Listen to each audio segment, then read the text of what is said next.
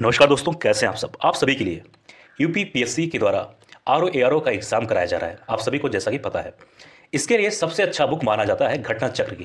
दोस्तों, यह घटना चक्र हर एग्जाम के लिए इंपॉर्टेंट है।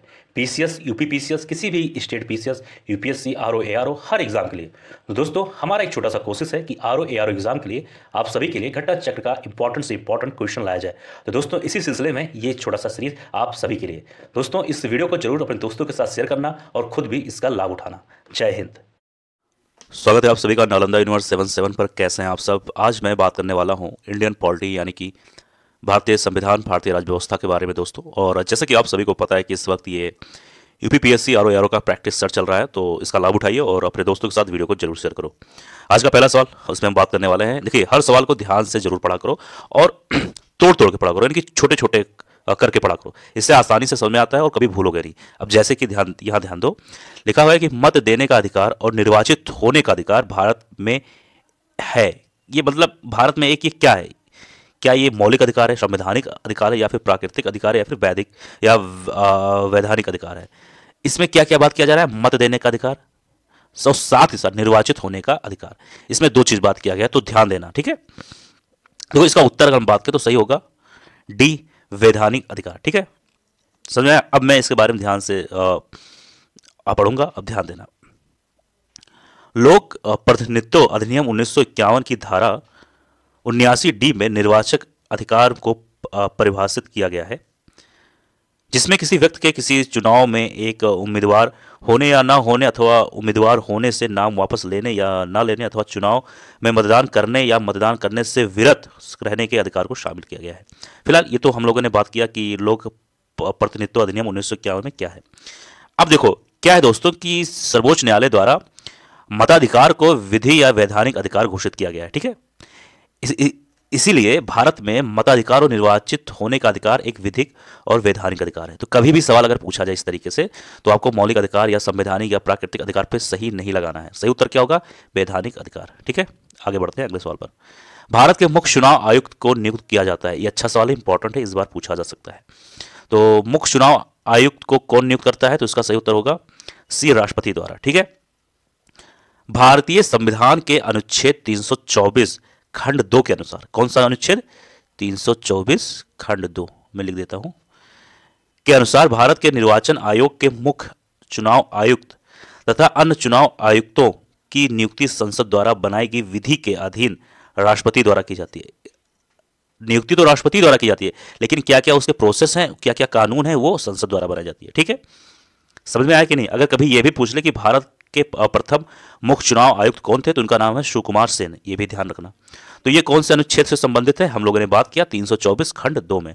ठीक है, इसके अनुसार भारत के निर्वाचन आयोग के मुख्य चुनाव आयुक्त तथा अन्य चुनाव आयुक्त की नियुक्ति संसद द्वारा बनाई गई विधि के अधीन राष्ट्रपति द्वारा की जाती है। तो ये अनुच्छेद ध्यान रखना, 324। आगे बात करेंगे अगले सवाल पर। इसमें भारत के निर्वाचन आयोग के कार्य, ठीक है, 4 पॉइंट है, 1 2 3 4, बताना है सही उत्तर। ठीक है, इसका सही उत्तर होगा, एक मिनट चाहिए, इसका सही उत्तर होगा ऑप्शन नंबर बी। बी यानी कि 1 पॉइंट, 2 पॉइंट और 4 पॉइंट, ये तीनों सही है। अब आइए यहां पर हम लोग देखते हैं, सवाल को फिर से पढ़ो। भारत के निर्वाचन आयोग के कार्य के बारे में बात किया गया। ठीक है, उत्तर क्या था? Option number B, point number 1, point number 2, point number 4। Point number 1 में क्या है? संसद एवं राज्य विधानमंडलों के सभी चुनाव करवाना, ये भारत के निर्वाचन आयोग का काम है। अब नंबर 2 पे आते हैं, इसमें क्या लिखा है? राष्ट्रपति उपराष्ट्रपति पदों के लिए भी चुनाव करवाना, ये भी इसका काम है। और पॉइंट नंबर 4 में क्या है? निर्वाचन सूचियां तैयार कराने के कार्य का निरीक्षण, निर्देशन एवं नियंत्रण, ये भी इसका काम है। ठीक है, लेकिन इसका काम क्या नहीं है? तो पॉइंट नंबर 3 है। तो ये भी एक बार देख लो। इसमें किसी राज्य में स्वतंत्र एवं निष्पक्ष चुनाव के लिए अनुकूल दशा न होने पर राष्ट्रपति शासन लगाए जाने की संस्तुत करना। सही बात है, अगर मान लो कोई राज्य में कोई प्रॉब्लम है, कोई जो भी, तो वहां पर राष्ट्रपति शासन लगाए जाने की ये मांग कर सकता है। ठीक है, अब ध्यान सुनना मेरे हर एक शब्द को। संविधान के अनुच्छेद 324 खंड 1 में बोल रहा हूं, के अनुसार इस संविधान के अधीन संसद और प्रत्येक राज्य के विधानमंडल के लिए कराए जाने वाले सभी निर्वाचनों के लिए तथा राष्ट्रपति और उपराष्ट्रपति के पदों के लिए निर्वाचनों के लिए निर्वाचक नामावली तैयार कराने का और उन सभी निर्वाचनों के संचालन का अधीक्षण, निर्देशन और नियंत्रण एक आयोग में निहित होगा, जिसे इस संविधान में निर्वाचन आयोग कहा गया है। जो भी चीजें हम लोगों ने बात किया, point number 1, point number 2, point number 4, ये कौन से अनुच्छेद में आता है? 324 खंड 1। और अभी इससे पहले हम लोगों ने क्या बात किया था? 324 खंड 2। तो आपको इतनी चीज समझ में आया कि नहीं? पहले हाँ या ना लिख देना कमेंट बॉक्स में, ठीक है? ठीक,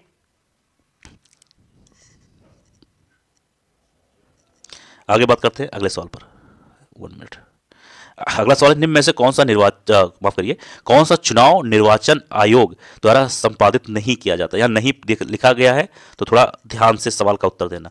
सही उत्तर होगा डी। अगर डी नहीं दिख रहा है ऑप्शन तो मैं बोल दे रहा हूं, डी में लिखा है स्थानीय निकायों का। अब ध्यान सुनना, इसमें क्या लिखा है कि कौन सा चुनाव निर्वाचन आयोग द्वारा संपादित नहीं किया जाता? तो क्या होगा? स्थानीय निकायों का चुनाव जो है चुनाव निर्वाचन आयोग द्वारा नहीं किया जाता। तो फिर किसका किसका किया जाता है? तो इसके बारे में तो मालूम होना चाहिए आपको। लोकसभा, राज्यसभा, राष्ट्रपति, उपराष्ट्रपति, इन सबका चुनाव जो है चुनाव निर्वाचन आयोग द्वारा ही संपादित किया जाता है। अच्छा, तो स्थानीय निकाय का चुनाव किसके द्वारा किया जाता है? ये भी तो जान लो। अब ध्यान से सुनना मेरे हर बात को। संसद, राज्य विधानमंडलों तथा राष्ट्रपति, उपराष्ट्रपति का चुनाव जो है दोस्तों अनुच्छेद 324 के तहत निर्वाचन आयोग द्वारा संपादित किया जाता है। हम लोगों ने बात किया था अभी ना 324 का खंड 1, खंड 2। खैर, आपको 324 ही याद रखना चाहिए जो निर्वाचन आयोग से संबंधित है, बस ज्यादा दिमाग मत लगाइए, नहीं तो आप लोग कंफ्यूज हो जाएंगे। अब ध्यान से सुनना, जबकि अनुच्छेद 243 के तथा 243 जेड ए, ठीक है, क्या क्या मैंने बोला है? 243 के तथा 243 जेड ए के तहत पंचायतों एवं नगरपालिकाओं यानी कि अस्थायी निकायों का चुनाव राज्य निर्वाचन आयोग द्वारा कराया जाता है। जो स्थानीय निकायों का दोस्तों चुनाव है, ये राज्य निर्वाचन आयोग द्वारा कराया जाता है, ठीक है? यानी कि राज्य से संबंधित जो है चुनाव आयोग, उसके द्वारा कराया जाता है, ठीक है? अब कौन से अनुच्छेद में है ये चीज ध्यान रखो। अनुच्छेद 243 के में जो बात है दोस्तों, इसमें है पंचायत से संबंधित बात किया जा रहा है, पंचायत, ठीक है? मैं यहां लिख देता हूं, ठीक। अब एक अनुच्छेद कौन सा है? 243 जेड ए, इसमें बात किया जाता है दोस्तों नगर पालिकाओं यानी कि स्थानीय निकायों का। वही मतलब हुआ पंचायत और नगर पालिका, स्थानीय निकाय। तो फिलहाल जो 243 हुआ दोस्तों, इसमें नगर पालिका के बारे में बात किया गया है। समझ में आया कि नहीं? इसके चुनाव से संबंधित है, समझ में आया कि नहीं? और ये कौन कराता है? तो राज्य निर्वाचन आयोग, ठीक। समझ में आया कि नहीं आपको कि 243 के है पंचायत और 243 जेड ए है नगर पालिका, ठीक। समझ में आया? और 324 तो आपको समझ में आ ही गया था। आगे बात करेंगे अगले सवाल पर। इसमें संविधान में संशोधन की पहल की जा सकती है, तो इसका सही उत्तर होगा ऑप्शन नंबर डी। देख लो क्या लिखा है इसमें। डी में संसद के किसी एक सदन में, संसद के कोई किसी मतलब जो दो सदन है, राज्यसभा लोकसभा, दोनों में से कोई एक, चाहे जो, ऐसा नहीं कि सिर्फ लोकसभा या फिर राज्यसभा। तो ये तीनों पॉइंट गलत है, बाकी चौथा सही है। अब इसके बारे में ध्यान से सुनना कि कौन से अनुच्छेद में और क्या क्या, थोड़ी सी कहानी जान लो। भारत के संविधान में संशोधन की प्रक्रिया को संसद के किसी भी एक सदन, चाहे लोकसभा या राज्यसभा में, इस प्रयोजन के लिए विधेयक पूरा स्थापित करके प्रारंभ किया जा सकता है। मतलब मेरी वही बात हुई कि चाहे लोकसभा में आप संशोधन के लिए पारित करते हैं या फिर राज्यसभा में, लेकिन कुछ और भी है क्राइटेरिया, ध्यान से सुनना।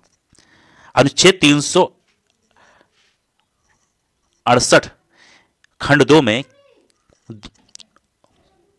हेलो एक मिनट,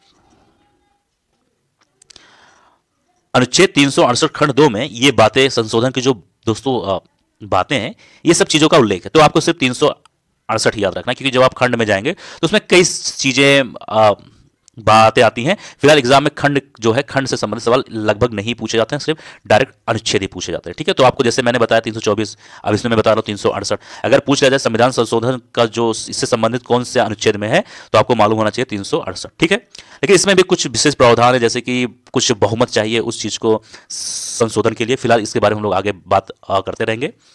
लेकिन जो ये दोस्तों भारत में संविधान के संशोधन की जो ये प्रक्रिया है, कभी पूछ ले कि कौन से देश से लिया गया, तो आपको मालूम होना चाहिए कि दक्षिण अफ्रीका के संविधान से लिया गया है। तो ओवरऑल चीजें आपको समझ में आई कि किसी एक सदन में इसको आप पारित कर सकते हैं। और ये कौन से अनुच्छेद से संबंधित है? 368, और ठीक है, और ये कहां से लिया गया? तो दक्षिण अफ्रीका से लिया गया। इतनी चीजें आपको मालूम होनी चाहिए। आगे बात करें संविधान का 52वां संशोधन संबंधित है। किससे संबंधित है? सही उत्तर होगा ए, दल बदल से संबंधित है। अब ध्यान देना, संविधान का संशोधन जो हुआ था दोस्तों 52, वो कब हुआ था? तो 1985 में हुआ था। इसके बारे में जानकारी होनी चाहिए आपको, ठीक है। इसमें क्या हुआ था कि इसके माध्यम से निर्वाचित सदस्यों के दल बदल पर रोक लगाई गई। ठीक, समझ में आया कि नहीं? आगे बढ़ते हैं अगले सवाल पर। सिक्किम एक नया राज्य बना, तो ये कब नया राज्य बना? सही उत्तर होगा ऑप्शन नंबर डी, यानी कि 36वें संशोधन द्वारा। तो आपको मालूम होना चाहिए कि 36वां संशोधन कब हुआ था, ठीक है। तो दोस्तों 36वां संशोधन जो हुआ था वो 1975 में हुआ था। कब हुआ था? 1975 में हुआ था। इस चीज़ की जानकारी होनी चाहिए आपको, ठीक है। उसके तहत ही सिक्किम को 22वां राज्य घोषित किया गया था, ठीक है।